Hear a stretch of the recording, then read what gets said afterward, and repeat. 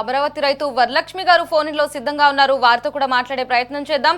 అమ్మా చెప్పండి, ఇప్పుడు జగన్ ప్రెస్ మీట్ మీరు కూడా వినే ఉంటారు. ఆ ప్రెస్ మీట్ లో జగన్ చెప్పారు, రాజధాని రైతులకి మేము సపోర్ట్ చేస్తున్నాము, వాళ్ళకి మద్దతు తెలపడానికే మేము అమరావతి పర్యటన అయితే కొనసాగిస్తున్నాము, కానీ మా మీదే వ్యతిరేకంగా కూటమి నేతలు పోరాటం చేస్తున్నారు. రాజధాని రైతులకి కావచ్చు, అలాగే రాష్ట్రంలో ఉన్నటువంటి రైతులకు కూడా ఎటువంటి గిట్టుబాటు ధర లభించడం లేదు, రైతుల్ని రోడ్డు పాలు చేశారు అంటూ జగన్ విమర్శించారు. అసలు రాజధాని రైతులు జగన్ ను మళ్ళీ విశ్వసించే అవకాశం ఉంది అంటారా? వరలక్ష్మి గారు నమస్తే అండి.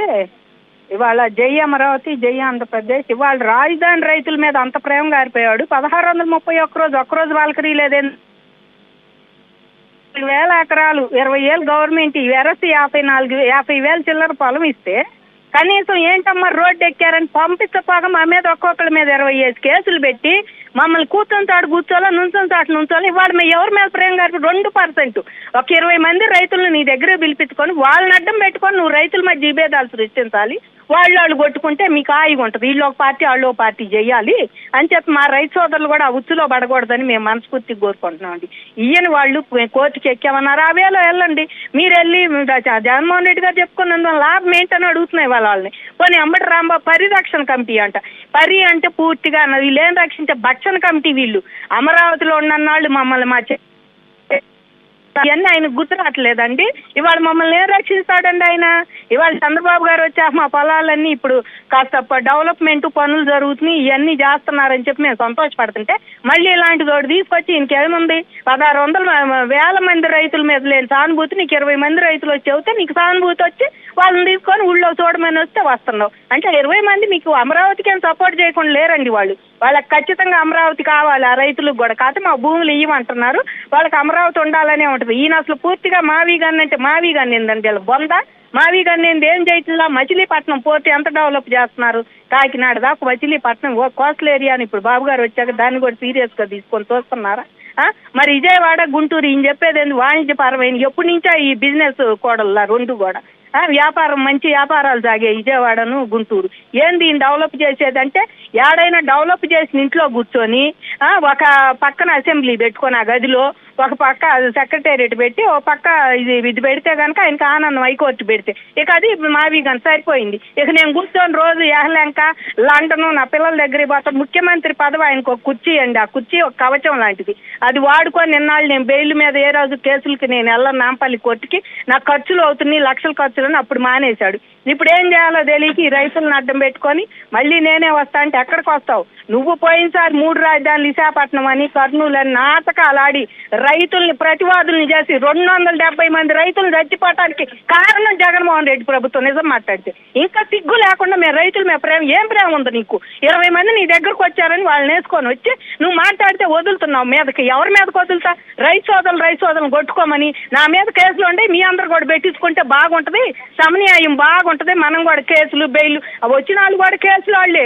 వచ్చిన అంబటి రాంబాబు కానీ, అవినాష్ గారు కానీ, మరి పేరిన వీళ్ళందరి మీద కేసులు ఉండి బెయిల్ మీద తిరిగే వాళ్ళే కదా వాళ్ళ పిల్లలతో సహా. ఇంకా సిగ్గు లేదండి వాళ్ళు కూడా ఈ రైతుల మీద ఏదో కేసులు పెట్టి వీళ్ళని కూడా మనతో పాటు సమన్యాయం చేద్దాం. వీళ్ళు కోర్టులు, లాయర్లు మరి వాళ్ళని చూస్తారు, జడ్జీలని చూసి సంతోషపడతారు.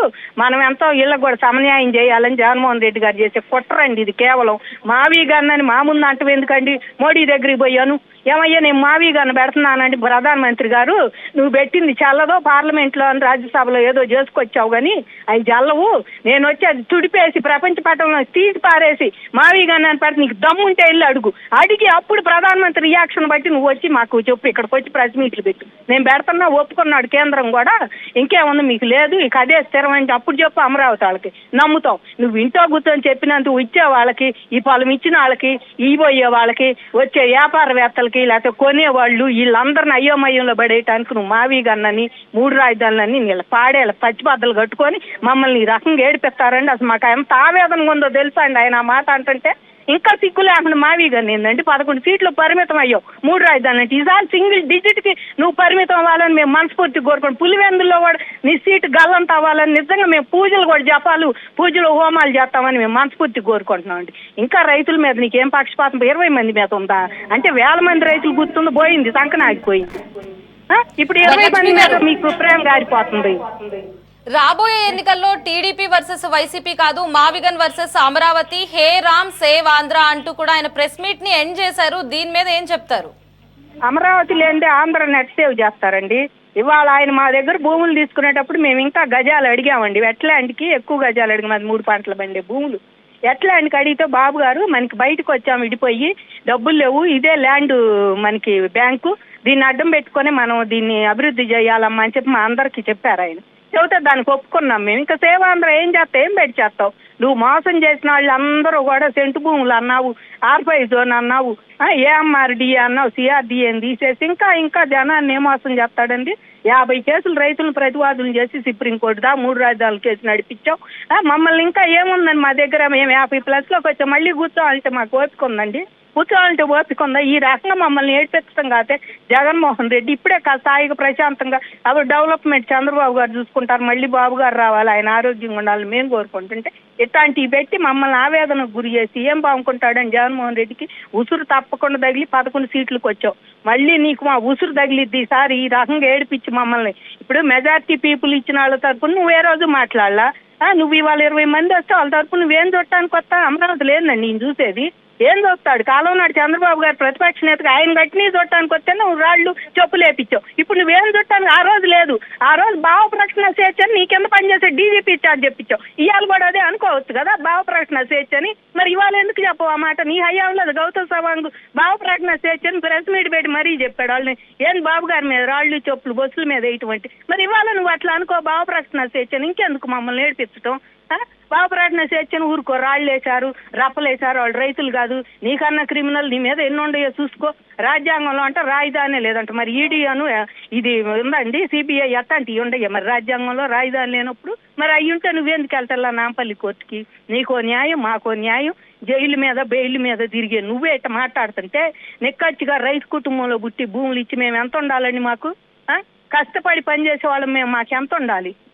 మేమేం తగ్గమండి, నిజంగా మేమేం తగ్గం. ఓపిక లేకపోయినా సరే మళ్ళీ మేము వాళ్ళు కనుక పదే అంటే జగన్మోహన్ రెడ్డి గారిని ఓడించడానికి మేము 26 జిల్లాలు తిరుగుతాం, తప్పకుండా సాధిస్తాం. మళ్ళీ చంద్రబాబు గారు అధికారంలోకి రావాలని మేము అందరం కోరుకుంటున్నాం.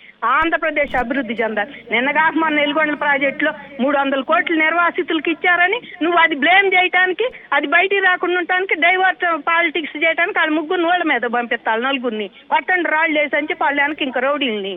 ఇంకా మమ్మల్ని ఎందుకండి ఇంత బ్లేమ్ చేయటం? బాబు గారు ఏది చేసినా ఆయన రైతులు గుర్తు పెట్టుకుంటారా? ఓటేసే వాళ్ళు వేస్తారు. నువ్వు ఎంత దాన్ని డైవర్ట్ చేసినా పడేది పడి. నువ్వు అన్నట్టు ఎల్గొండ ప్రాజెక్ట్ మేమే పూర్తి చేసాం. ఏం చేశారండి? అంత గ్రాఫిక్స్ వాళ్ళు చెప్పిన ఇక్కడ గ్రాఫిక్స్ అది అక్కడ చేశారు. ఇంకా సిగ్గుసారం లేకుండా మాట్లాడుతుంటే వాళ్ళని ఏమనాలి?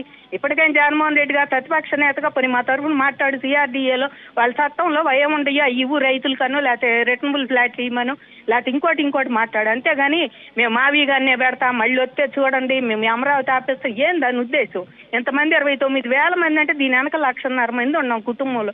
వాడళ్ళు, పిల్లలు, కొడుకులు, కూతుళ్ళు, అల్లుళ్ళు వీళ్ళందరూ ఆ పొలాల మీద ఆధారపడ్డాలి మేగండి. ఎందుకు మమ్మల్ని ఇట్లా బ్లేమ్ చేస్తాడు పొద్దు గూకులు? అమరావతి మీద అంత ఖర్చు పెట్టుకోవడానికి కారణం ఏంది ఆయనకి? ఆయన పెట్టిన కాలేజీలు పీపీ విధానం ఇచ్చాడు, ప్రైవేట్ పరం చేశాడు, ప్రైవేటు అను పబ్లిక్ కలిసి పనిచేయటం పార్ట్నర్షిప్ అని నీకు మండిపోయింది. మరి అమరావతి నాటి చేస్తే బాబు గారికి మండదా? మాకు మండదా? భూములు ఇచ్చి రూపాయి తీసుకోకుండా మేము ఎదురు చూసేవాళ్ళం, మాకు మండదా అండి? ఇవన్నీ ఏమన్నంటేనే అన్నారు రైతులు కూడా ఇట్టన్నారు అట్టన్నారు, రైతులు కాదు రౌడీలని మా మీద ఒక ముద్ర వేయటం. మా ఆవేదన నిజంగా ఈ ఇన్న కానించండి, ఈ 2 రోజులు వాళ్ళు వచ్చిపోయిన కాంచి ఎంత ఆవేదన ఉందో రైతులకి. ఏం చెయ్యాలి మనం, ఏం చేస్తున్నాం అని ఆ రైతు సోదరులేమో ఎనరు. వాళ్ళ దారిని వాళ్ళు నేసుకొని అమ్మట మేమే రమ్మన్నాం, మేము తీసుకొస్తున్నాం అని వాళ్ళు అంటాం.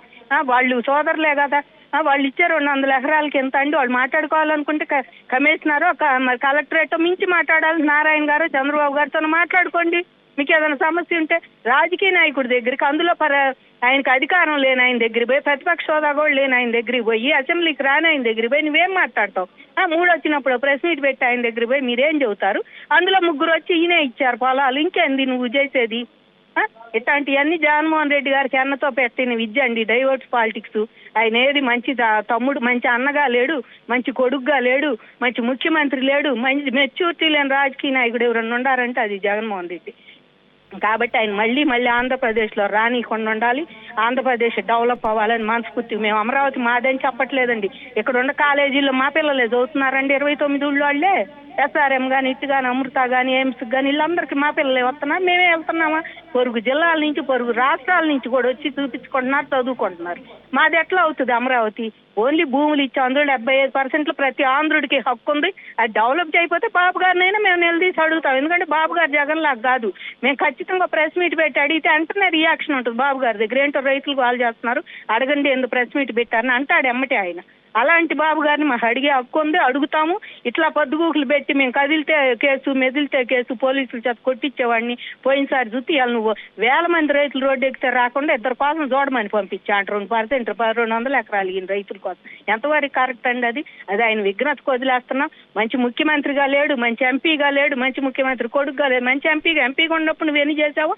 నీ జైలు నాంపల్లి కోర్టులో నీ కేసులే చదువుతున్నాయి. మీ నాన్న ముఖ్యమంత్రి పదవి అడ్డం పెట్టుకొని ఎంత సంపాదించావో ఇవన్నీ కూడా మరి IASలు చెబుతానే ఉండారు.